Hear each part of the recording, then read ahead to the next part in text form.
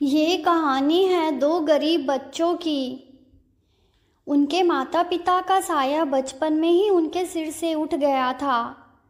वो दोनों कचरा उठाते थे और उससे जो पैसे मिलते थे उसमें ही गुजारा करते थे। एक दिन रजत ने रजनी को कहा, दीदी, आज मेरा कचौरी खाने का बहुत मन कर रहा है। बहुत टाइम से हमने कचौरी नहीं खाई। रजनी बोलती है, मेरे भाई को कचौरी खानी है और उसकी ये बहन उसे कचौरी ना खिलाए, ऐसा हो सकता है? चलो अभी हम चल के कचौरी खाते हैं। रजत बहुत खुश हो जाता है। दोनों भाई बहन हलवाई की दुकान पे जाते हैं और कचौरी खाते हैं।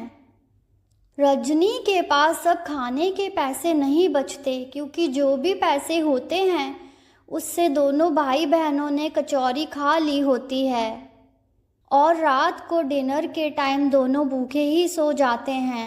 एक दिन दोनों कचरा उठाने जाते हैं और वहाँ से उनको एक चिराग मिलता है। रजत कहता है, दीदी, ये कोई जादुई चिराग तो नहीं है ना? अगर हम इसे घिसेंगे और इससे जिन्न आ जाएगा तो वो हमारी सारी इच्छाएं पूरी करेगा। रजनी कहती है, अरे मेरे भोले भाई, ऐसा कुछ नहीं होता। ऐसा सिर्फ टीवी में ही होता है, असली में कोई जिन्न नहीं होता। दीदी, क्या पता सच में ही जिन्न निकल जाए। एक बार घिस कर देखता हूँ चिराग को। रजनी कहती है, हाँ, घिस ले। सच में थोड़ी ना जिन्न आ जाएगा इसमें से। रजत चिराग को घिसता है और उसमें से जिन्न निकलता है और जिन्न कहता है, मैं आपकी 3 इच्छाएं पूरी करूंगा। बताइए आपकी पहली इच्छा क्या है? रजत कहता है, मेरी दीदी के लिए एक बड़ा सा घर दिला दो। जिन्न कहता है, मालिक, जैसा आपका हुक्म। जिन्न उन्हें एक बहुत ही बड़ा घर देता है। जिन्न कहता है, आपकी दूसरी इच्छा क्या है?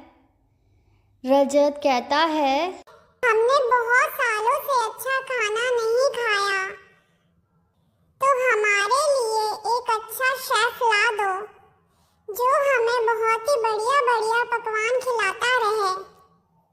जिन्न कहता है, जैसा आपका हुक्म मालिक।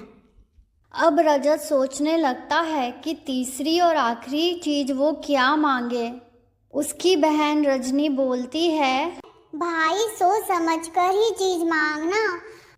अब जिन तेरी आखिरी इच्छा ही पूरी करेगा, उसके बाद तुझे मौका नहीं मिलेगा कुछ भी मांगने का। रजत सोच में पड़ जाता है कि आखिर वो ऐसा क्या मांगे जो उसके पास नहीं है। वो चिराग को घिसता है और कहता है, मेरी दीदी रजनी बताएंगी कि उन्हें क्या चाहिए। मैंने तो बहुत सोचा क्या मांगूं, मुझे कुछ समझ नहीं आ रहा। पर दीदी, आप होशियार हैं और आप मेरे से ज्यादा समझदार हैं। आप जो भी मांगेंगी वो हम दोनों की भलाई के लिए ही होगा। रजनी कुछ देर सोच में पड़ जाती है कि वो क्या मांगे जो उसके पास नहीं है। रजनी जिनको कहती है, जिन, हमारे माता पिता को हमें वापस लौटा दो। ये सुनकर ही रजत के आंखों में आंसू आ जाते हैं और वो कहता है, दीदी, आपने तो सच में वो मांग लिया जो मुझे भी चाहिए था। मेरे दिमाग में ये बात पहले क्यों नहीं आई? मैं बस ऐशो आराम की जिंदगी के बारे में ही सोचता रहा। उनकी ये बात सुनकर जिन कहता है, ये तो बहुत मुश्किल चीज मांग ली आपने। वो तो इस दुनिया में ही नहीं है, उन्हें वापस लाना मुश्किल है। कुछ देर सोचने के बाद जिन कहता है, एक काम हो सकता है। क्या? अगर आप अपनी मांगी गई दोनों पहली इच्छाएं रद्द कर दें तो आपकी ये तीसरी इच्छा पूरी हो जाएगी। जिन भाई, मुझे कुछ नहीं चाहिए। मुझे अपने माता पिता ही वापस चाहिए। आप ये घर भी ले लीजिए और ये शेफ भी ले लीजिए, हमें कुछ नहीं चाहिए। ये सुनकर जिन उनकी आखिरी इच्छा पूरी कर देता है और उनके माता पिता को वापस ले आता है। दोनों बच्चे अपने माता पिता के गले लगकर खूब रोते हैं और जिनको बहुत ही शुक्रिया कहते हैं। उनका इतना प्यार देखकर जिनकी आंखों से आंसू आने लगते हैं और वो उनकी दोनों पहले मांगी गई इच्छाओं को वापस कर देता है और वहाँ से हमेशा के लिए गायब हो जाता है।